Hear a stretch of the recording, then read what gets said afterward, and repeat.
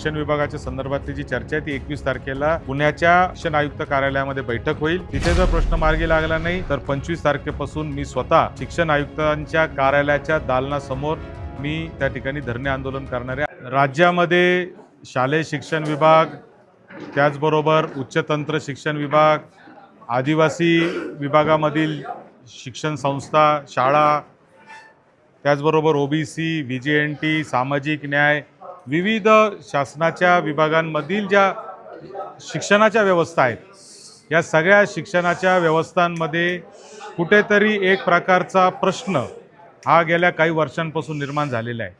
आणि तो प्रश्न काय फक्त शिक्षकांपुरता मर्यादित आहे असं नाही, तो विद्यार्थ्यांचा आहे, तो शिक्षकांचा आहे, तो पालकांचा आहे, शिक्षण संस्थांचा आहे, वेतनेतर अनुदान मिळत नाही आहे। हे सगळ्या प्रश्नांची चर्चा करण्यासाठी उत्तर महाराष्ट्र विभागाच्या, नाशिक विभागाच्या सर्व संघटनांच्या पदाधिकाऱ्यांची आज बैठक नाशिक इथे पार पडली। 21 तारखेला शिक्षण आयुक्तांकडे पुण्याला या संदर्भात बैठक होणार आहे आणि गरज पडली तर 25 तारखेपासून मी स्वतः शिक्षण आयुक्तांच्या कार्यालयाच्या दालनासमोर मी त्या ठिकाणी धरणे आंदोलन करणार आहे असं मी त्यांना सांगितलं आहे। ही परिस्थिती का निर्माण झाली, ही वेळ का आली, तर ज्या पद्धतीने वारंवार आम्ही ते प्रश्न मांडून सुद्धा त्याच पद्धतीचा अंधाधुंदी कारभार हा नाशिक विभागामध्ये सुरू आहे। आणि आपण जर पाहिलं असेल तर नाशिक विभाग हा शिक्षणाच्या बाबतीमध्ये SIT आहे, लाखो रुपये, करोडो रुपये या शिक्षण अधिकाऱ्यांकडे सापडतात, त्यांच्या घरी रेड पडतात, 1-1, 2-2 कोटी रुपयाचे रोख रक्कमा सापडतात।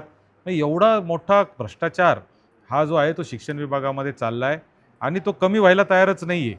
म्हणजे आज शालेय शिक्षण विभागाच्या उत्तर महाराष्ट्र विभागातल्या किमान 25-30% लोकांवर अँटी करप्शनच्या कारवाया चालू आहेत आणि किमान एक 10-15 लोक आज पण जेलमध्ये आहेत। आणि मग ही जी परिस्थिती आहे याच्यामुळे शिक्षणाचा एक जो सावळा गोंधळ उभा राहिला आहे त्याच्या विरुद्ध आज चर्चा करण्यासाठी, विचारविनिमय करण्यासाठी, पुढची रूपरेषा ठरवण्यासाठी, पुढची दिशा ठरवण्यासाठी सगळे शिक्षक संघटना धुळे, जळगाव, नंदुरबार, अहिल्यानगर आणि नाशिक जिल्ह्यातल्या सगळ्या संघटनांचे पदाधिकारी, शिक्षकेतर कर्मचारी, संस्थाचालक सगळ्यांचे प्रतिनिधी आज आम्ही या ठिकाणी बसलो आणि काही आम्ही विचारविनिमय केला आहे आणि येणाऱ्या काळामध्ये या संदर्भामध्ये ताकदीने शासनाच्या पुढे आपल्याला हे प्रश्न मांडायचे आहेत, शासनाकडून हे सगळं करून घ्यायचं आहे, या संदर्भामध्येची रूपरेषा आज ठरलेली आहे। जो शिक्षण विभागाच्या संदर्भातली जी चर्चा आहे ती 21 तारखेला पुण्याच्या शिक्षण आयुक्त कार्यालयामध्ये बैठक होईल।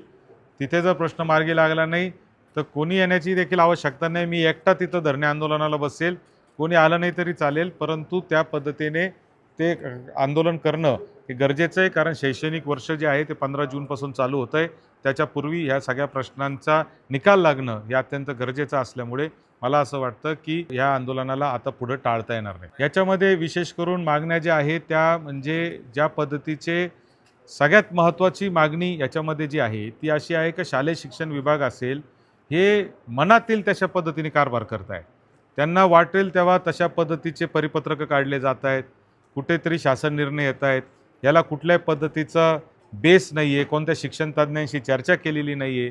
उदाहरणच द्यायचं झालं तर कनिष्ठ महाविद्यालयामध्ये प्रॅक्टिकल जे आहे ते 20 मुलांची एक बॅच पूर्वी असायची, आता त्यांनी 40शी केलेली आहे।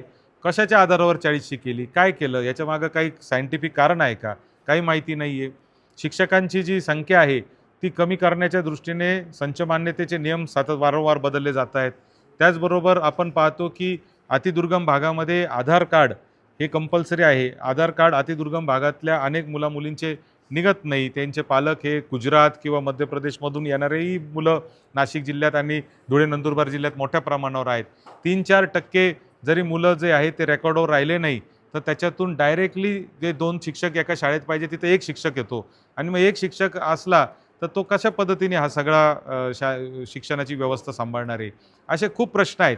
त्याचबरोबर अनेक प्रश्नांच्या बाबतीत सरकारने मागं वेळोवेळी शब्द दिलेले आहेत, परंतु ते शब्दांची पूर्तता ते करत नाही आहेत। जुन्या पेन्शनच्या बाबतीत सरकार काही बोलत नाही आहे, त्याचबरोबर 2005 पूर्वी लागलेल्या शिक्षकांच्या पेन्शनच्या बाबतीत सरकार काही बोलत नाही आहे। टप्पा अनुदानाच्या बाबतीत ज्या घोषणा केल्या होत्या त्याचे पैसे वेळेवर मिळत नाही आहेत, मिळाले तरी त्याच्यामध्ये 2-2, 3-3 महिन्यांचे पैसे, 2-3 वर्षांचे पैसे जवळजवळ थकलेले आहेत। आणि मग हे सगळ्या ज्या गोष्टी आहेत त्या किचकट झालेल्या आहेत आणि नाशिक जिल्हा तो जो आहे तो एक SITचा बालेकिल्ला झालेला आहे असं मी म्हणतो। म्हणजे नाशिक जिल्हा कायद्याचा बालेकिल्ला हे कौतुकाने आपण म्हणत होतो, पण आता हा नाशिक जिल्हा SITचा बालेकिल्ला झाला आहे. म्हाडाचा घोटाळा झाला, SIT स्थापन झाली. खरात मॅटर झाला, SIT स्थापन झाली. त्या ठिकाणी काल नीटचा घोटाळा झाला, त्याच्यात पण नवीन एक प्रकार आलं.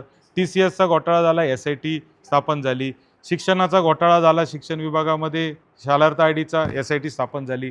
पण या SITच्या नावाखाली गेले 1 वर्ष, 1.5 वर्ष झाले सातत्याने शालेय शिक्षण विभाग जो आहे तो ठप्प राहिलेला आहे. अधिकारी जागेवर बसत नाही, कोणताही अधिकारी काम करायला तयार नाही, घाबरल्याचं नाटक करतायत आणि कुठल्याही कागदावर सही करत नाही. त्याच्यामुळं सगळे कामकाज जे आहे ते ठप्प झालेले आहेत आणि म्हणून SIT जरी स्थापन झालेली असेल तरी त्याला कालमर्यादा पाहिजे. कधीपर्यंत ते पूर्ण करणार तपास, दोषींवर काय कारवाई करणार. दोषी तर बाहेर सुटले पण आहेत, परंतु ज्यांचे सरळ काम आहे ते सुद्धा आज होत नाही आहे. त्याच्यामुळे या सगळ्या संदर्भात हे आंदोलन असणार आहे. नाही, शिक्षण मंत्री महोदयांचा प्रयत्न चालू आहे, परंतु शेवटी कसं आहे की प्रशासन आणि म्हणजे सरकारमध्ये 2 भाग असतात. एक सरकार असतं, एक विभाग असतं.